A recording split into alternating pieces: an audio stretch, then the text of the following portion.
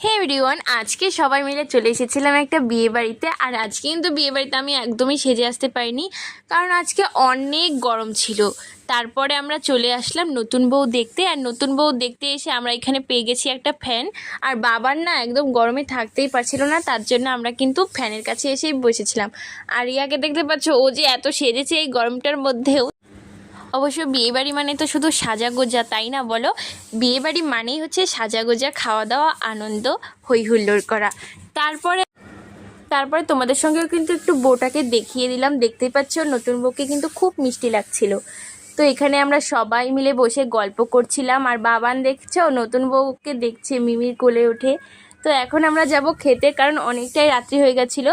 আর এই গরমের দিনে তাড়াতাড়ি খেয়ে বাড়ি যাওয়াটাই ঠিক আছে। তার মধ্যে বাবান তো খুব ছোট, ওকে নিয়ে বেশিক্ষণ থাকাটা আমাদের মনে হয় ঠিক হবে না। এর জন্য আমরা খেতে চলে এসেছি। তো আমরা 4জন বসেছিলাম একটা টেবিলে, আর বাদবাকিরা অন্য টেবিলে। তো এদিকে যে মাছ দিয়েও দিয়েছে, এখন আমরা খাবো। খাওয়া দাওয়া আমাদের প্রায় হয়েই গেছে। এরপর দিয়ে দিয়েছে মাটন।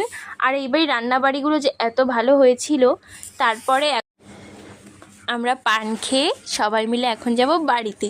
আমি সবসময় পান খাই না, কিন্তু কখনো কখনো ইচ্ছে হলে একটু পান খাই, কিন্তু জর্দা খাই না। তো চলো, ভিডিওটা ভালো লাগলে লাইক করে দিও। Tata, by.